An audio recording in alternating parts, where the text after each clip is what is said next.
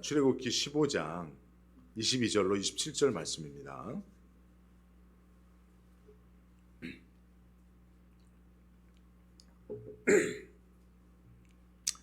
출애굽기 15장 22절로 27절 교독으로 있습니다. 모세가 홍해에서 이스라엘을 인도하매 그들이 나와서 수르 광야로 들어가서 거기서 사흘 길을 행하였으나 물을 얻지 못하고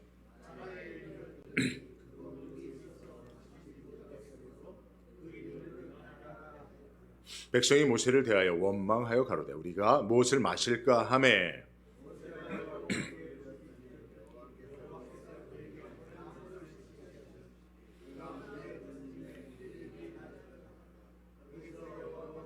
그들을 위하여 법도와 율례를 정하시고 그들을 시험하실세 가라사대 너희가 너희 하나님 나 여호와의 말을 청종하고 나의 보기에 의를 행하며 내 계명의 귀를 기울이며 내 모든 규례를 지키며 내가 애굽 사람에게 내린 모든 질병이 하나도 너에게 내리지 아니하리니 나는 너희를 치료하는 여호와임이니라. 그들이 엘림에 이르니 거기 물샘 12과 종려 70주가 있는지라 거기서 그들이 그 물 곁에 장막을 치니라. 아멘. 할렐루야. 예, 오늘 마라의 쓴물이라고 하는 제목으로 말씀 전할 때 이런 말씀에 큰 깨달음이 있으시고 은혜 받는 시간 될 수 있길 주의 이름으로 축복합니다. 예, 여러분 삶에는 많은 문제들이 발생합니다. 지난 한 주간도 저희 교회 성도들 가운데 자동차 그 티켓을 끄는 분도 계시고 또 운동하다 경미한 부상을 입으신 분도 계시고 또 어제 새벽 기도회 시간에는 교회 주차장까지 이 절도범들이 들어와서 창문을 깨고 그런 일들도 있었어요. 그죠? 그러니까 한순간 그런 일들이 발생하면 엄청난 경제적 손실도 보고 마음의 상처도 많이 받습니다. 그래서 우리는 삶을 살아가면서 이러한 문제들이 없기를 바라지요. 근데 사실 여러분, 우리의 삶에는 그런 문제들이 없었으면 하나 사실은 그 문제는 우리가 컨트롤할 수 있는 영역이 아니죠. 그죠? 네. 사실 그렇기 때문에 우리 삶에 찾아오는 문제들보다 더 중요한 것은 그 문제를 대하는 우리들의 태도가 중요한 것입니다. 왜냐하면 문제는 바꿀 수 없기 때문에 그래요. 문제는 우리가 만들거나 또 원치 않다고 그 문제를 피할 수도 없는 것들이 대부분입니다. 그렇기 때문에 여러분 우리는 어떻게 하든지 그 문제들을 대하는 우리의 태도에 관심을 가져야 합니다. 자, 이것을 잘 보여주는 예화가 하나 있어요. 여러분 혹시 들어보셨는지 모르겠는데요. 전에 그 미국 전함이 훈련을 마치고 육지로 돌아오는 가운데 갑자기 그 전함 앞을 가로막는 빛이 비춰지는 거예요. 그 전함에는 미군 해군 제독 스미스 함장이 타고 있었습니다. 그래서 스미스 함장이 그 불빛을 보고 소리쳤습니다. 이것은 미국 전함이다. 나는 미군 해군 제독 스미스 함장이다. 어서 선수를 돌려라! 라고 소리를 쳤습니다. 그러자 그 불빛 속에서 목소리가 들려왔습니다. 나는 미군 이병 존슨 이병입니다. 미군 제독은 대장이 별 4개거든요. 맞죠? 근데 이병은 이제 제일 꼬라비 아닙니까? 그죠? 쫄병 아닙니까? 근데 나는 존슨 이병이요. 제독님께서는 배 선수를 돌리십시오. 라고 얘기를 하는 거예요. 제독이 얼마나 열받았습니까? 나는 미군 해군 제독 스미스 함장이라니까 네가 선수를 돌려라 하는 거예요. 그러자 똑같은 말이 들려옵니다. 나는 미군 이병 존슨 이병입니다. 제독님께서 탄 배의 선수를 돌리십시오 라고 하는 거예요. 그래서 이 제독이 너무나 열받아갖고 이것은 명령이다. 이것은 미군 군함이야. 네가 선수를 돌려 라고 얘기를 했습니다. 그러자 존슨 이병은 이렇게 얘기했습니다. 이것은 등대입니다. 제독님께서 선수를 돌리셔야 합니다. 라고 하는 거죠. 여러분 상황이 그려지십니까? 예. 이 존슨이 병은 등대를 지키고 있었던 해군이었던 거예요. 그 불빛은 등대의 불빛이었습니다. 그러니까 여러분, 등대를 옮길 수 있어요, 없어요? 아무리 해군 제독이 탔든 대통령이 탔든 뭐 그게 전함이든 군함이든 항공모함이든 등대는 옮길 수가 없잖아요. 그러니 배가 옮겨야죠. 여러분, 우리 인생에 찾아오는 문제들은 등대와 같은 겁니다. 우리가 그 문제를 향해서 나를 피하여라, 없어져라, 사라져라, 돌아가라 말할 수 없어요. 그렇다면 우리가 할 수 있는 건 뭡니까? 변화시킬 수 없는 그 문제가 아닌 변화시킬 수 있는 나의 태도를 변화시켜야 한다는 것입니다. 네. 여러분, 찰스 스윈돌이라고 하는 미국의 유명한 목사님의 글들 중에 태도의 중요성에 대한 글들이 있는데요. 제가 하나만 발췌해서 여러분들에게 읽어드리도록 하겠습니다. 태도는 문제보다 중요합니다. 또한 과거보다 중요하고 교육보다도 성공보다도 중요합니다. 다른 사람들이 생각하고 말하고 행동하는 것보다 훨씬 중요합니다. 그뿐이 아닙니다. 태도는 외모보다 중요하고 타고난 재능보다 중요하며 기술보다도 훨씬 중요합니다. 태도는 우리가 사는 사회를 살리기도 하고 죽이기도 합니다. 태도는 나 자신과 가정을 아름답게 꾸미기도 하고 파괴시키기도 합니다. 그런데 놀라운 것은 하루 동안 어떤 태도를 취할 것인가 하는 선택은 전적으로 우리들 자신에게 있다는 것입니다. 우리는 과거를 지워버리거나 바꿀 수가 없습니다. 다른 사람들의 행동도 바꿀 수가 없습니다. 우리가 바꿀 수 있는 것은 오직 나의 의지, 즉 태도일 뿐입니다. 나는 인생이란 나에게 벌어지는 상황이 10%, 그리고 그 벌어진 상황에 대한 나의 반응, 즉 태도가 90%로 이루어져 있다고 믿고 있습니다. 라는 이야기를 했어요. 여러분, 이 목사님의 이야기가 아니더라도 우리는 성경을 통해서 하나님께서 사실은 문제보다 그 문제를 대하는 우리들의 태도에 관심을 가지고 계시다는 사실을 깨달을 수가 있는데요. 자, 오늘 본문 말씀을 보면요. 오늘 본문 말씀은 우리가 흔히 마라의 쓴물이라고 불리우는 그런 사건을 기록하고 있습니다. 이것은 홍해를 건넌 이후에 바로 시작된 만난 사건이라고 볼 수 있습니다. 여러분, 구원의 서정에서 홍해는 세례예요, 세례. 그러니까 세례를 받고 하나님의 백성이 되어서 첫 번째 여정이 바로 이 오늘 본문의 사건인 것입니다. 사실 오늘 본문에 앞서서 이스라엘 백성들은요, 모든 이스라엘 백성들은 홍해를 건너므로, 즉 세례를 받음으로 하나님의 백성 되어진 것을 찬양하고 노래했습니다. 할렐루야, 하나님 나를 구원하신 하나님 앞에 찬양을 드립니다, 영광을 돌립니다 하며 노래했어요. 그리고 이제 첫 번째 그 구원의 서정 이후에 첫 번째 사건을 만난 거예요. 삶을 만난 거예요. 그런데 이들이 마라의 쓴물을 만나자 이내 출애굽의 지도자 모세를 원망하기 시작했습니다. 그런데 여러분, 이스라엘 백성들이 지도자 모세를 원망했어요. 그런데 하나님이 그 원망 소리를 들으시고 그 원망이 모세를 향한 원망이 아니라 하나님을 향한 원망이라고 여기셨습니다. 출애굽기 16장 7절을 보면요, 아침에는 너희가 여호와의 영광을 보리니 이는 여호와께서 너희가 자기를 향하여 원망함을 들으셨습니다. 우리가 누구간데 너희가 우리를 대하여 원망하느냐?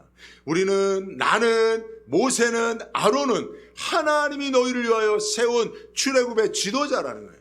그러니 지도자를 향한 원망은 그를 세운 하나님을 향한 원망이라고 하나님께서 여기신다는 거예요. 출애굽기 16장 8절에도요. 또 이르되 여호와께서 저녁에는 너희에게 고기를 주어 먹이시고 아침에는 떡으로 배불리시리니 이는 여호와께서 자기를 향하여 너희가 원망하는 그 말을 들으셨습니다. 우리가 누구냐? 너희의 원망은 우리를 향하여 함이 아니요 여호와를 향하여 함이로다 라는 말씀이에요. 여러분, 우리가요 사람을 향하여서 원망하는 마음이 생기잖아요. 그러면 우리가 그때 깨달아야 합니다. 내 마음속에 하나님을 향한 원망이 있구나. 그런데 이게 사람을 향하여 표현될 뿐 사실은 우리 마음속에 하나님을 향한 원망이 있는 거예요. 특히 여러분 신앙생활을 함께하는 성도들, 특별히 하나님께 세우신 지도자들에 대한 마음의 원망이 있잖아요. 그것은 하나님을 향한 원망이요, 결국은 하나님을 향한 불신앙이라는 사실을 여러분 오늘 말씀을 통해서 깨달을 수 있기를 바랍니다.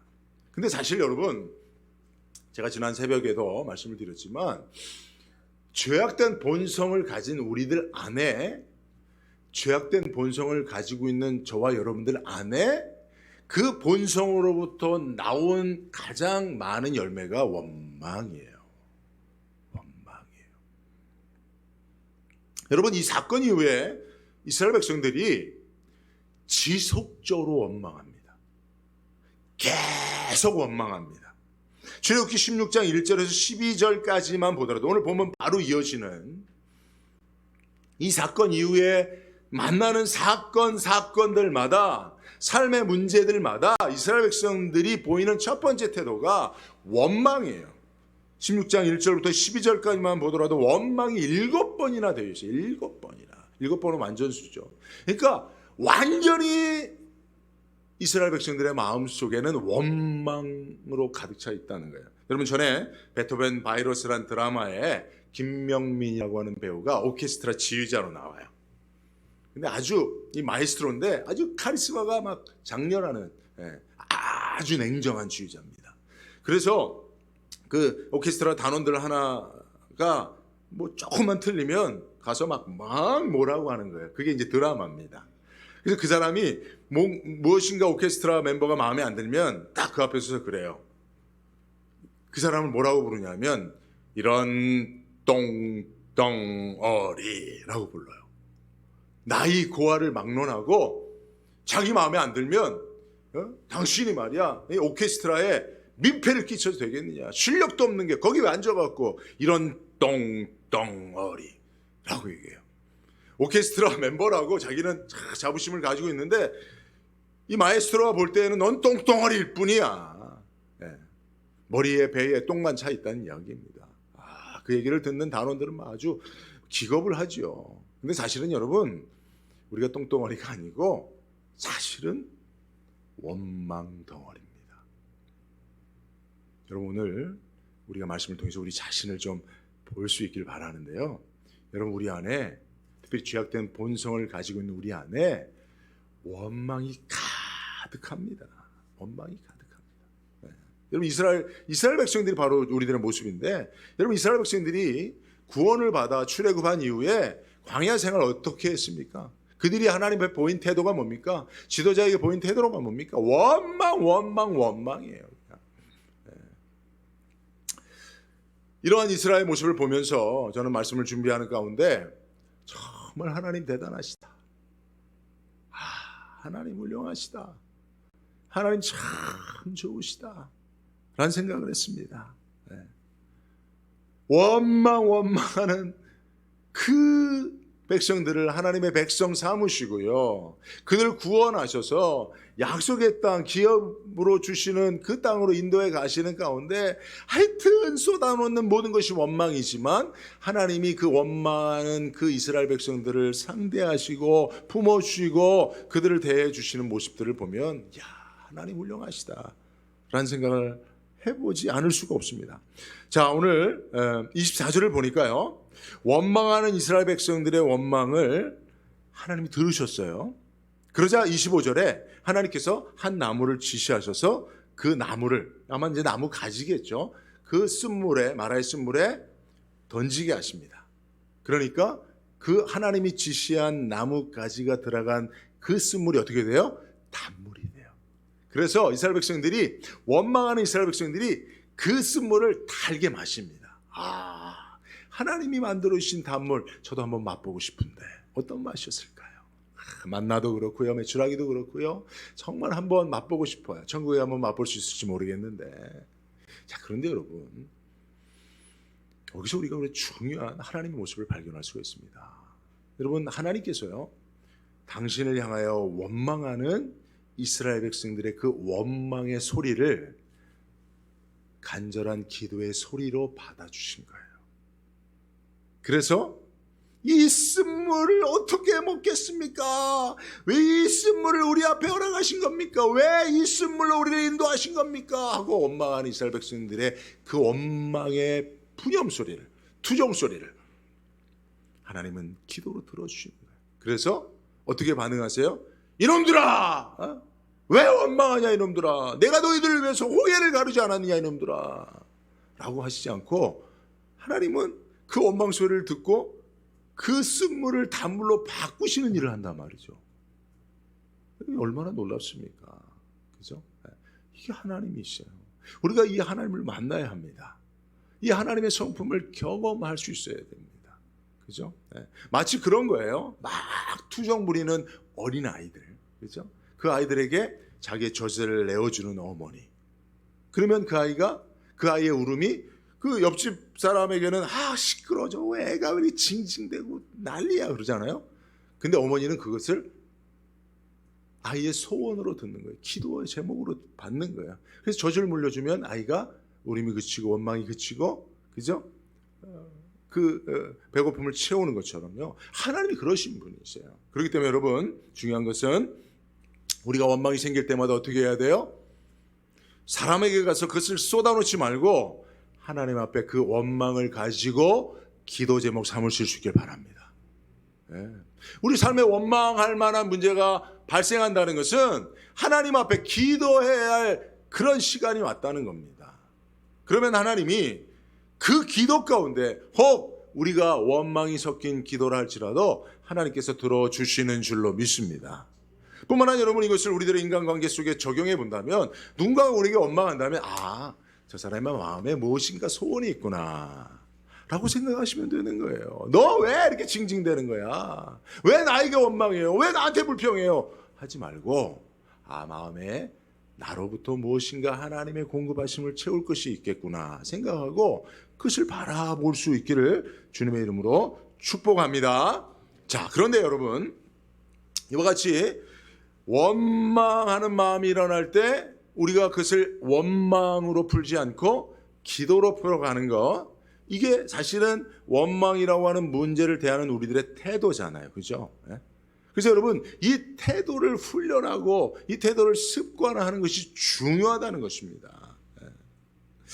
여러분, 자, 오늘 말씀을 보니까 하나님께서 그저 쓴물을 단물로 변화시켜 주는 것으로 그치지 않고 계신 것을 볼 수가 있어요. 여러분, 사실 먹을 수 없었던 쓴물, 그런데 목마른 그들에게 그 쓴물이 단물로 변화됐어요. 그러면 이야기는 끝난 거 아닙니까? 사건은 종료된 거죠. 그죠? 그렇지 않아요? 근데 여러분, 사실은 오늘 본문의 말씀은 그것으로 끝을 맺고 있지 않은 것을 볼 수가 있습니다. 왜냐하면요, 원망하는 것은 습관이기 때문에 그래요. 원망하는 것은 죄악된 본성을 가지고 있는 자들의 심령을 가득 채우고 있는 것들이기 때문에 그래요. 그래서 어떤 문제 앞에 원망이 하나 나와서 그 문제가 해결됐다고 한다고 해서 사실은 그 원망하는 우리들의 본성이나 우리의 태도나 습관이 해결된 것은 아니라는 것입니다. 그래서 여러분, 이스라엘 백성들은요, 이 원망의 문제를 기도 제목으로 하나님께서 받아주셔서 문제를 해결해 주셨음에도 불구하고 여전히 그 다음에 또 광야에서 원망한단 말이에요. 그렇게 원망하다 가나안 그 코앞에 가네스 바네아까지 와서도 12정탐꾼을 보내고 하나님을 향하여 또 원망함으로 약속의 땅에 못 들어가게 된단 말이에요. 그러니까 중요한 것은 문제를 해결하는 것이 아니라 원망하는 그 본성, 그 태도를 변화시키지 않으면 어찌 보면 우리는 약속의 땅을 코앞에 두고도 늘 뒤돌아서서 광야에서 뺑뺑이 치는 인생을 살 수밖에 없다는 것입니다. 그래서 여러분, 하나님께서는 근본적인 문제를 해결해 주시기를 원하사 오늘 말씀을 보니까 쓴물을 단물로 바꾸시고 하나님께서 법도와 율례를 정하사 이스라엘 백성들을 시험하셨다고 말씀하고 있어요. 25절이 말씀하고 있죠. 그가 물에 던짐에 물이 달아졌더라. 끝난 거예요. 게임이 끝났어요. 근데 거기서부터 하나님은 또 역사하기 시작하십니다. 여호와께서 그들을 위하여 법도와 율례를 정하시고 그들을 시험하셨다는 겁니다. 물론 이제 여러분 법도와 율례 그 26절에는 계명과 규례로 표현되어 있는데요. 이것은 이제 곧 다다를 시내 산에서 하나님이 1년 동안 모세를 통해서 이스라엘 백성들에게 주시는 율법이에요. 계명이에요. 말씀이에요. 그러니까 여러분 하나님께서 오늘 이 사건을 통해서 왜 이스라엘 백성들에게 율법을 주셨는지를 우리는 알게 됩니다. 우리를 시험하시려고. 시험하신다는 게 뭐예요? 테스트하신다는 겁니다. 어떤 문제 앞에 너희가 여전히 죄악된 본성 안에 가득한 원망으로 반응하느냐, 아니면 하나님의 말씀, 계명을 따라 너희의 태도를 변화시키겠느냐라고 하는 테스트입니다. 이해하시겠죠?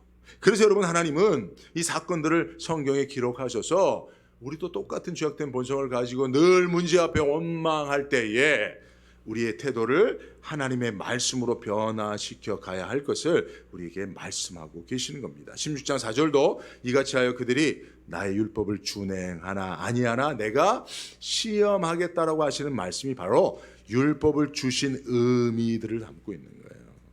결국은 여러분 하나님이 주신 계명, 율법, 오늘날 이 말씀들은요, 이 땅을 하나님의 백성으로 살아가는 저와 여러분들이 만나는 문제들 앞에 우리가 보여야 할 정신과 태도를 보여주고 있는 거예요. 가르쳐주고 있는 거예요. 그러니까 여러분, 우리가 하나님의 말씀을 받고도요, 그리고 율법을, 계명을 알고도요, 사실은 그 안에 담겨둔 우리 삶의 문제 앞에 우리가 가져야 될 정신과 태도를 바꾸지 않고 그저 율법만 그 조항에 따라 지킨다면 사실은 율법을 준수하는 건 무의미해지는 겁니다. 이게 율법주의예요, 여러분. 율법주의가 율법을 안 지키는 게 아니에요. 지키되 율법 안에 담겨져 있는 정신, 그 원망하는 마음, 그 원망하는 삶의 태도, 이것을 바꾸지 않고 율법의 조항만 지키는 게 율법주의입니다. 오늘날 우리도 마찬가지입니다. 여러분 하나님의 말씀을 듣고도요, 그 말씀을 지켜서 예배하고 전도하고 뭐 다 할 수 있습니다.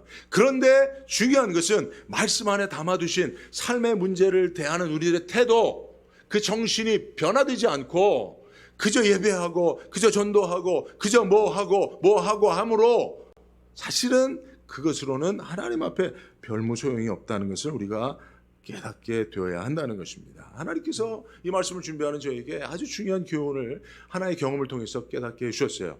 지난 주간에 제가 티켓을 하나 받았습니다. 드디어 미국 와서 3년 만에 이야, 그토록 고대하고 사모하던 티켓을 받았습니다. 여러분, 제가 언제 이 티켓을 받을 것인가, 언제 경찰한테 내가 한번 잡혀서 그 상황이 연출될 것인가 늘 두려워하고 있었거든요. 그때 내가 짧은 영어로 뭐라고 얘기하면 못 알아들으면 어떡하지, 혹시 나한테 총이나 쏘진 않을까, 막 이런 걱정들을 많이 하면서 티켓을 받을 상황을 늘 꿈꾸고 있었어요. 근데 새벽기도 마치고 이번 지난 주간에 다 가면서 다 티켓을 받았습니다. 아, 별거 아니더라고요, 여러분.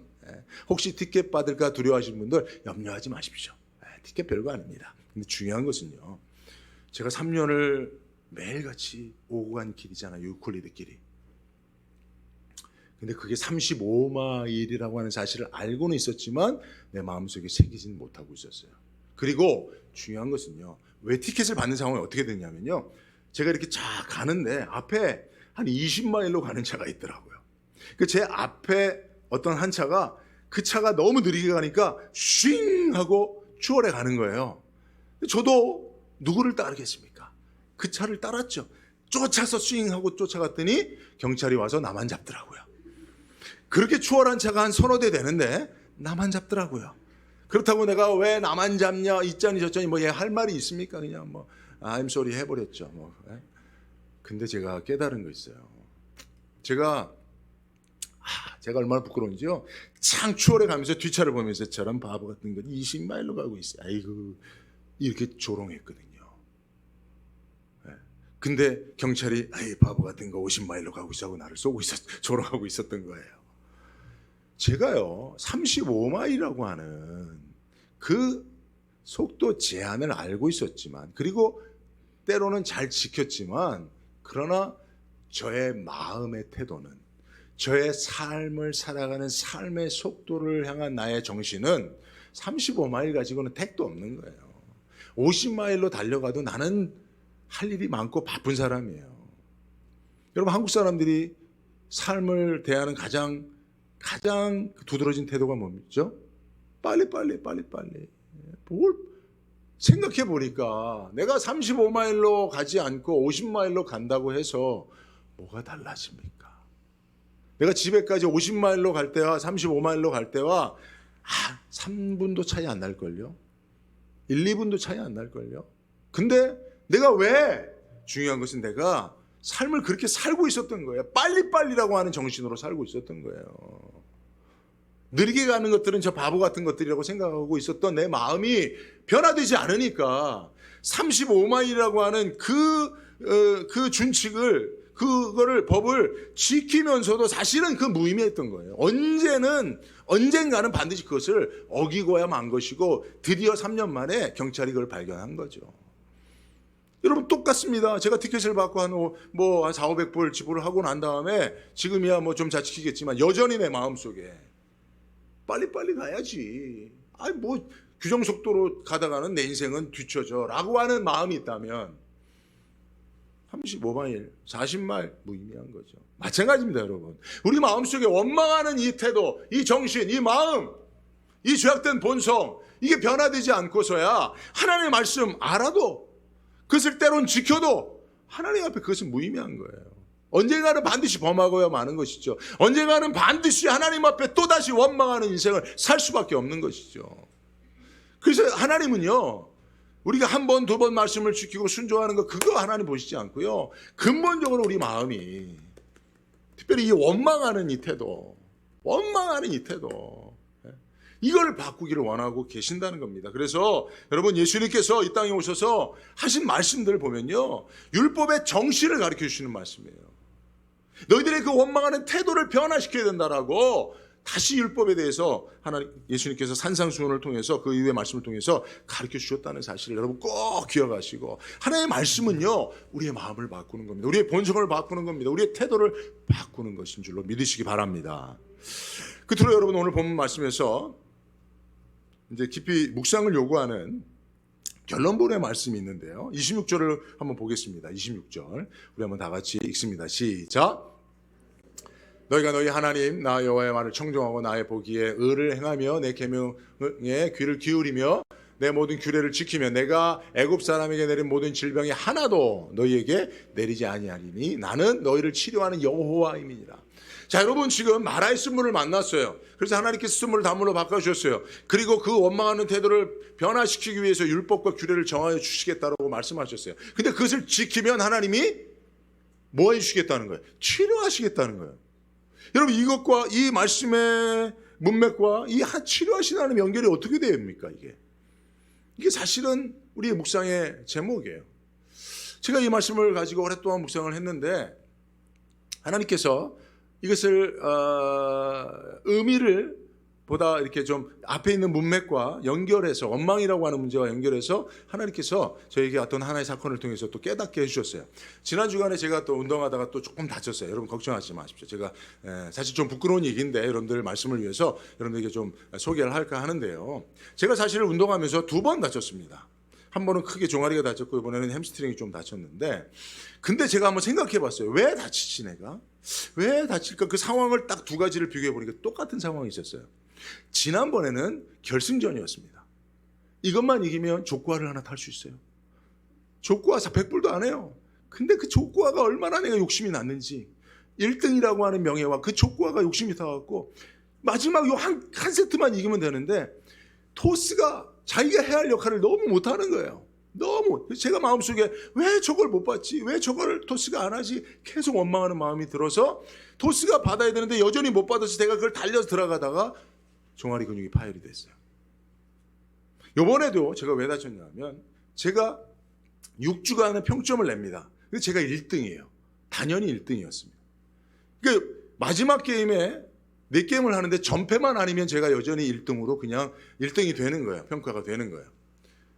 근데 마지막 게임에 4번을 게임을 하는데 2게임을 연속으로 지는 거예요. 근데 그것을 지게 하는 원인을 제공하는 사람이 있는 거예요. 제가 그 사람에 대해 원망이 생기는 거죠. 왜 저렇게 못하지? 왜 저것을 또 안 하지? 저것을 저렇게 하면 해야 되는데 왜 안 하지? 제가 권면을 했어요. 그거는 이렇게 해서 이렇게 하시면 됩니다 하는데 또 그 반박을 해요. 잘 알지도 못하면서 실력도 없어요. 그러니까 마음속에 원망이 생기는 거예요. 그래서 그가 하는 실수를 제가 커버 플레이하다 또 다쳤어요. 두 가지 공통된 게 뭡니까? 욕심으로 말미암은 원망이에요. 여러분 사실 족구가 하나 별거 아닙니다. 저 족구가 많거든요 사실. 그리고 1등 하면 30불짜리 카드 줘요. 내가 30불 카드 사실은 받으면 다른 사람은 그대로 주거든요. 제가 안 써요. 근데 그것보다 더 중요한 욕심이 내 안에 있는 거예요. 그 명예에 대한 욕심, 1등에 대한 욕심. 그게 원망을 일으키는 거예요. 그 욕심을 이루려면 누군가가 잘해줘야 되는데 못하는 거예요. 그러니까 원망이 생기는 거예요. 그러니까 그 원망하는 마음으로 운동하니까 다쳐버리더라고요. 여러분, 현대인의 모든 질병은 마음의 병이에요. 마음의 병. 31살의 최정봉이라고 하는 유명한 그 가수가 있어요. 어렸을 때 부모에게 버림받고 고아원을 전전하다가 한 11살인가 12살 때 한 성악가를 만나서 인생 역전을 이룬. 근데 이 사람이 31살인데 온몸에 암이 퍼져서 지금 죽음을 앞두고 있습니다.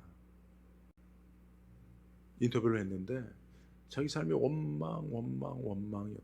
자기를 버린 자들에 대한 원망으로 가득 찬 삶이었다. 31살에 그 전도 유망한 신앙인이에요.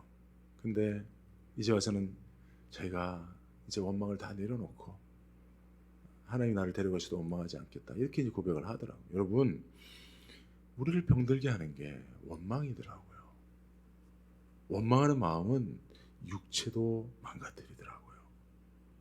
여러분, 오늘 하나님께서 원망에 대한 문제를 말씀하시고 너희가 원망을 해결하면 그 태도를 나의 말씀으로 변화시키면 내가 너를 치유하겠다는 말씀이 바로 이거예요. 여러분, 우리가 마음속에 있는 지금 여러분들의 마음속에 가득한 원망만 다 십자가에 내려놓아도 여러분들의 기대 수명보다 10년은 20년은 더 건강하게 살 수 있는 줄로 믿습니다. 하나님이 여러분들을 치유하기를 원하시는 치유의 하나님이시여 여호와 라파의 하나님이심을 믿습니다.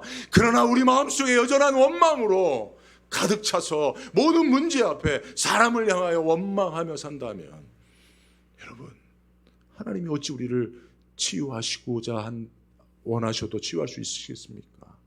그래서 여러분, 우리는 할 수 있는 게 원망 내려놓는 거예요.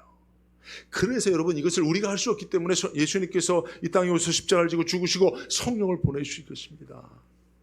성령은 예수의 마음을 가지고 우리에게 오신 분이에요. 예수님은 십자가를 지고 당신을 못 박아 죽게 한 자들을 향해서도 원망하지 않으신 마음이 온유하고 겸손한 분이세요.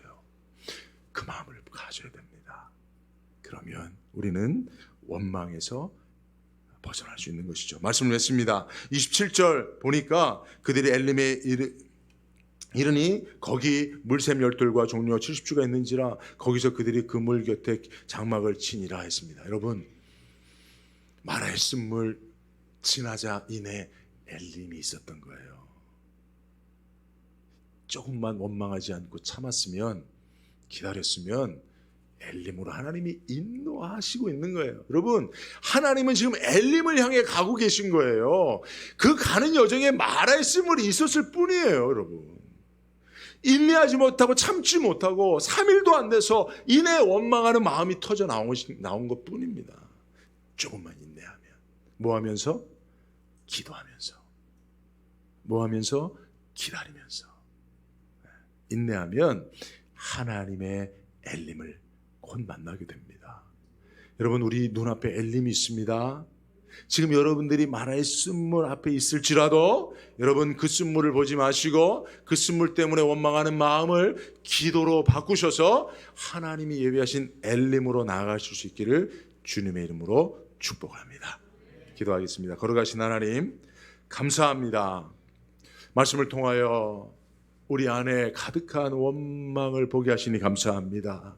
이 원망은 우리 영혼을 망가뜨리고 우리 육체의 건강을 빼앗고 사람 간의 관계도 깨어뜨리고 하나님을 믿는 믿음에서도 떠나게 하는 하나님 우리 안에 있는 악한 본성으로 말미암은 것입니다. 하나님 이 문제를 해결해 주시기 위하여 우리에게 말씀을 주시고 율법을 주시고 성령을 보내주신 줄로 믿습니다. 성령을 의지하여 원망이 일어날 때마다 무릎 꿇어 기도하며 하나님이 예비하신 여호와 일의 엘림을 소망하는 자들 되게 하여 주옵소서. 우리 남가주 안디옥교회도 하나님의 여호와 일의 엘림이 예비되어 있음을 믿고 조금만 인내하며 함께 기도할 수 있도록 인도하여 주옵소서. 예수님의 이름으로 기도드리옵나이다. 아멘.